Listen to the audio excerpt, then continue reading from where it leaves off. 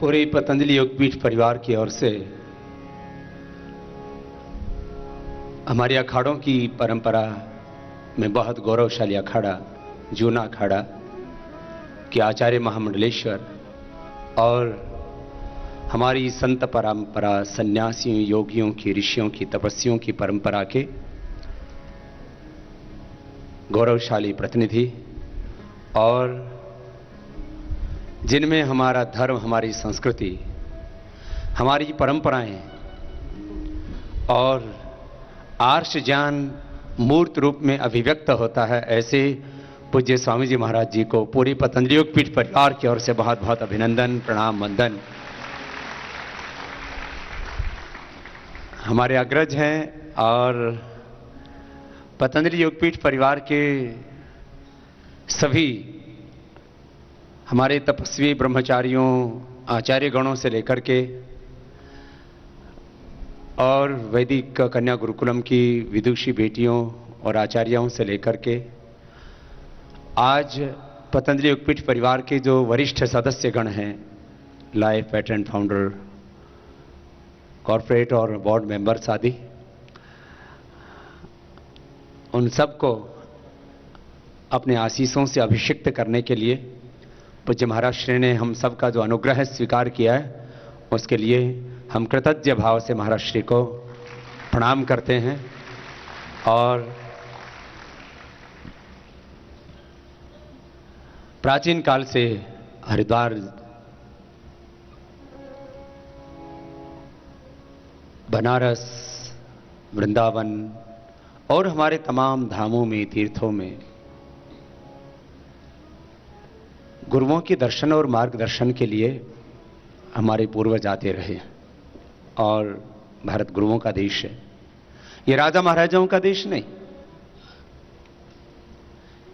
कभी भी भारत को राजा महाराजाओं के नाम से याद नहीं किया जाता, उद्योगपतियों के नाम से याद नहीं किया जाता। राजा महाराजाओं की शासन में बहुत बड़ी भूमिका रही है और जो उद्यमी हैं, उद्योगपति हैं, आर्थिक क्षेत्र में जो नेतृत्व कर रहे हैं, उनकी बहुत बड़ी भूमिका है राष्ट्र निर्माण में, उससे भी नकारा नहीं जा सकता। परंतु किसी देश की जो मूल पहचान होती है, उसके पीछे हजारों लाखों करोड़ों वर्षों की एक बहुत गौरवशाली परंपरा होती है। इसलिए मैं कह रहा था, भारत को हमेशा गुरुओं के देश, ऋषियों के देश के रूप में हम याद करते हैं और उस हमारी गुरु परंपरा, ऋषि परंपरा के गौरव के रूप में हम पूज्य महाराज श्री को देखते हैं। एक बार पुनः आपको प्रणाम करते हैं। ओम विश्वानि देव सवितर दुरितानि परासुभ यद भद्रम तन्नया शुभो शांति शांति शांति ओम।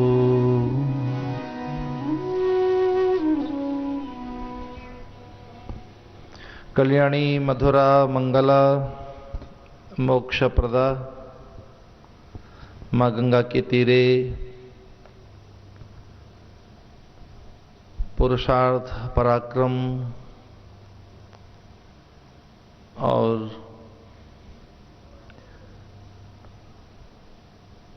पूरे विश्व में लोक मंगल के लिए, लोक जागरण के लिए, मानवोत्थान के लिए यह जागृत पीठ पतंजलि योग पीठ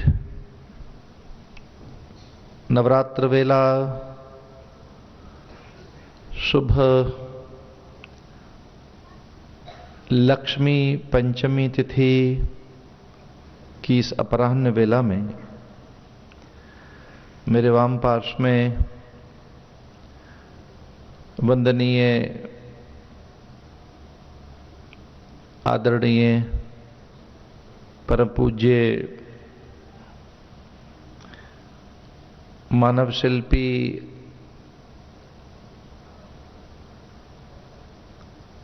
गुरुतुल्य आदरणीय आचार्य प्रद्युम्न जी महाराज, मेरे दक्षिण पार्श्व में श्वास सम्राट, सांसों के शहंशाह,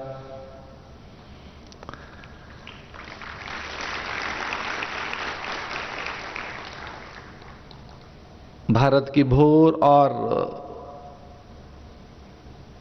फिर पूरे विश्व की प्रातः से पूर्व की वेला प्रत्युषा उषा में नव उमंग, उल्लास, आत्मानुभूति, स्वास्थ्य, सौंदर्य, स्वाभिमान, स्वावलंब, स्वरूप सिद्धि के मंत्र जिसने फूंके हैं, ऐसे संकल्प सिद्ध, रचना धर्मी, प्रयोग धर्मा, भारत के गौरव, अत्यंत आदरणीय पूज्य स्वामी योग ऋषि रामदेव जी महाराज, अग्रपंक्ति में आचार्य कुलम, गुरुकुलम और विभिन्न आयाम, प्रकल्प, अनुष्ठान और आनुषांगिक जो सात्विक प्रवृत्तियां हैं, उनकी आचार्य भगिनी, आचार्य मंडल,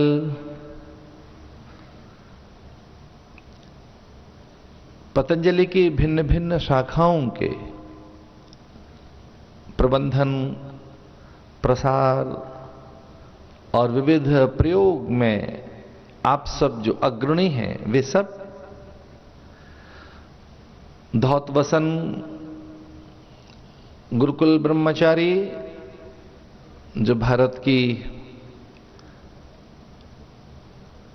भावी आशा हैं, जिनके पास विद्या, विनय, विचार, वैदुष्य और आर्ष परंपरा के मूल्यों का, सिद्धांतों का रक्षण, संवर्धन का दायित्व है, ऐसे गुरुकुल ब्रह्मचारी, यति, योगी, तपस्वी, सन्यासी और आप सब के साथ बैठकर आनंदित हूं। पूज्य योग ऋषि स्वामी जी महाराज का, रामदेव जी महाराज का यह एक सात्विक पारमार्थिक संकल्प कि कोई आध्यात्मिक चर्चा हो, उसके ये कुछ प्रारंभिक पल हैं।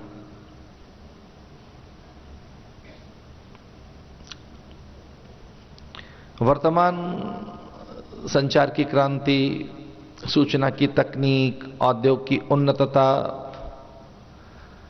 का युग कहा जा सकता है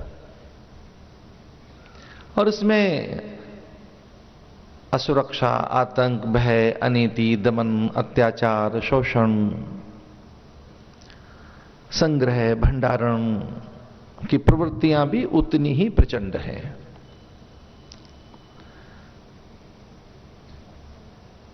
कुछ एक ऐसा युग जिसमें भारी उत्खनन दिखाई दे रहा है,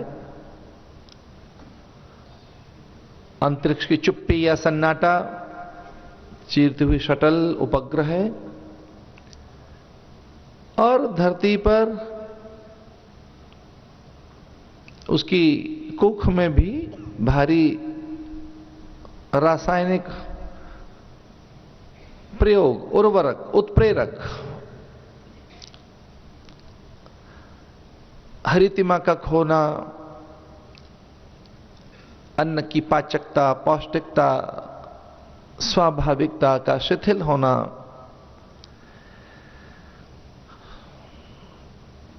नदियों की निर्मलता, अविरलता, सातत्य, प्रवाहमानता, गति, स्फूर्ति, शुचिता, उनकी स्वाभाविकता का धीरे धीरे शिथिल होना,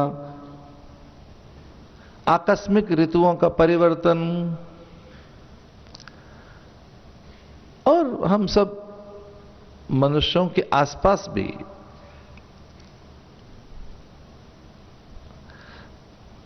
प्रतिरोधात्मक शक्ति का अब कुछ अभाव, विकलता, व्याकुलता, भय, ये सब चीजें इस युग के आसपास हैं, इस युग में हैं और ये चिरकाल से रही है।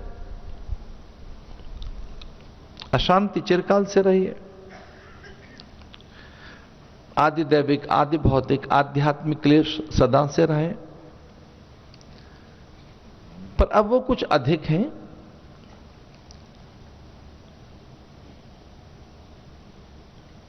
और इन सब का कोई समाधान, उत्तर है तो चिरकाल से अध्यात्म ही है। अध्यात्म स्वभाव उच्चते, जो हमें हमारे स्वभाव, निजता, स्वरूप, सत्ता, अपने अस्तित्व की ओर ले आए, वह अध्यात्म है। इसके जागरण का फलादेश आनंद है। इसके जागरण का फलादेश प्रशांत वाहिता है।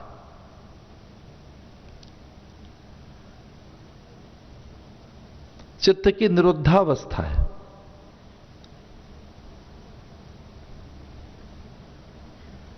युगों से गिरिकंदराओं में, हिमपत्तिकाओं में, परुण कुटीर, पर्णासनों में, नदियों के तट पर, पुण्य सलिलाओं के आसपास ऋषियों ने इसका अभ्यास किया।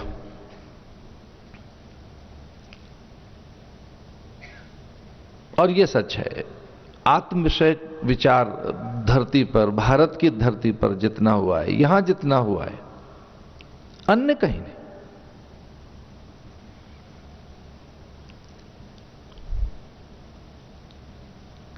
वहां सत्य को इस रूप में समझा गया जो संवेदांगों के द्वारा अनुभूत किया जा सकता हो।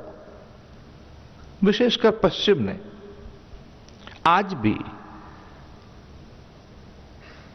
उसी को वो सच मानते हैं जो संवेदांगों के द्वारा छूकर, चखकर, सूंघकर, देखकर, जो देखा नहीं जा सकता, छुआ नहीं जा सकता, चखा नहीं जा सकता, वो सच नहीं है। पश्चिम ये कहता है सच है जो छुआ जा सके, देखा जा सके, चखा जा सके, सूंघा जा सके। वो सच को भी किसी प्रयोगशाला में देखना चाहता है। तो जो संवेदांग हैं, हमारी इंद्रियां हैं, तो सच ऐन्द्रिक धरातल पर वहां ढूंढा गया। फिर कुछ और छलांग लगाई वहां के विचारकों ने, दार्शनिकों ने, मनीषियों ने, और कहा कि ना, ऐन्द्रिक धरातल पर नहीं, ये बौद्धिक धरातल पर अनुभूत किया जा सकता है। किसी कुछ बौद्धिक धरातल पर भी पहुंचे वहां के विचारक, पर वो आत्म धरातल को नहीं छू सके। और उन्होंने कहा कि जो ऐन्द्रिक धरातल पर है, बौद्धिक धरातल पर है, वही सच है। जो देखा नहीं जा रहा है वो सच नहीं है। और भारत ने कुछ अलग बात कही। भारत ने कहा कि असत्य इंद्रियों का, बुद्धि का विषय नहीं है, वो इंद्रियातीत है, वो नित्य है, सनातन है, वो शाश्वत है, समीचीन है, वो नित्य है, वो नित्य विद्यमान सत्ता है, उसका कभी अभाव नहीं होता, वो है, था, होगा, सत्य। इसलिए वहां की भौतिक प्रगति चौंकाती तो है। देह धरा तक के वो प्राणी हैं, और मैं ऐसे कोई उनकी निंदा तो नहीं कर रहा हूं, पर भय, उन्माद, आवेश, उत्तेजना, अनिद्रा, आत्मघाती प्रवृत्तियां जितनी वहां हैं, भारत में नहीं है। जितनी असुरक्षा वहां है, भारत में नहीं है।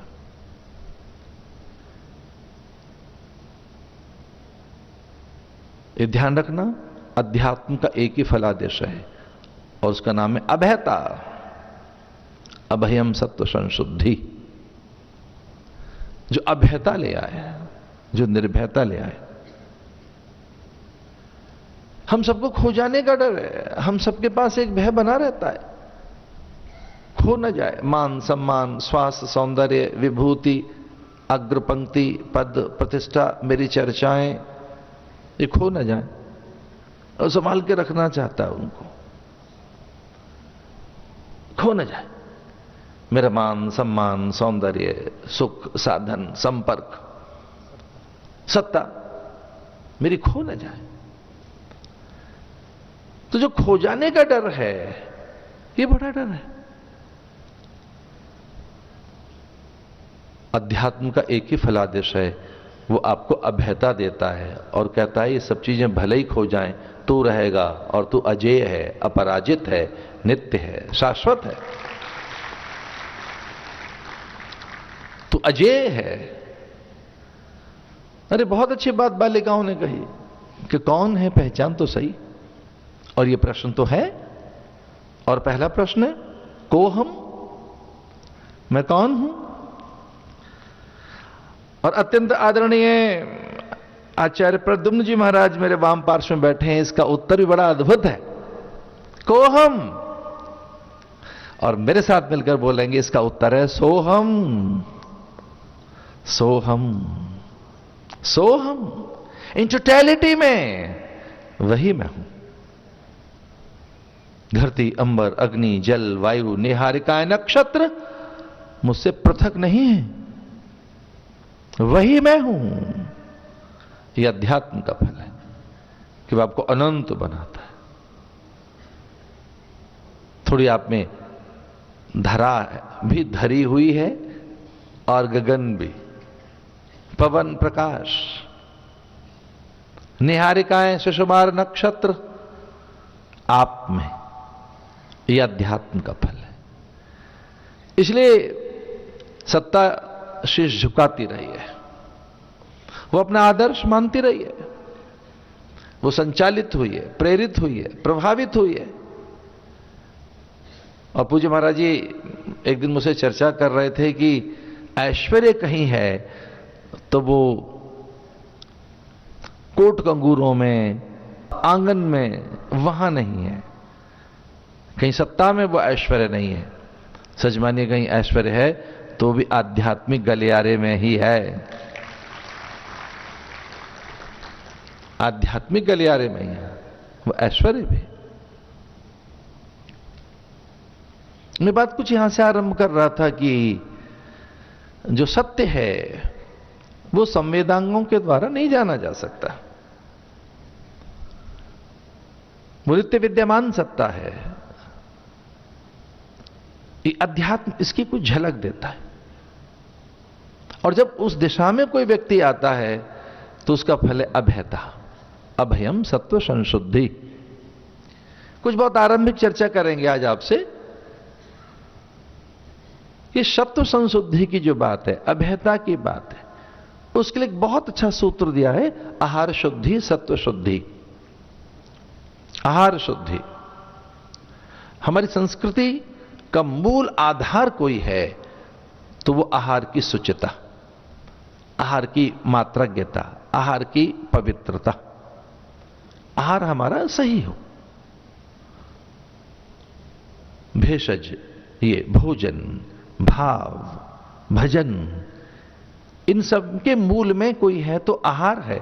करें आहार शाक फल कंदा, सुमिरें ब्रह्म सच्चिदानंद। आहार। और आहार में केवल भोजन नहीं आता है, यह ध्यान रहे, आहार में विचार भी आता है, आहार में दृश्य भी आते हैं, आहार में इंद्रियों का भी, बुद्धि का। आहार में केवल भोजन नहीं है, बौद्धिक आहार, ऐन्द्रिक आहार, आपके नेत्रों से भी जो आप देख रहे हैं, ये परिवेश से भी, जो आप इस वायुमंडल से। तो हमारी पूरी कोई अध्यात्म विद्या के गलियारे में हम चलें तो बहुत आरंभिक कोई साधनाएं हैं तो वो आहार की शुचिता है, आहार की मात्रज्ञता है। और उसी से व्रत सिद्ध होता है अस्वाद का व्रत। अस्वाद का व्रत, जो अस्वाद का व्रत है, इसी व्रत से इंद्रियों में संयम आता है।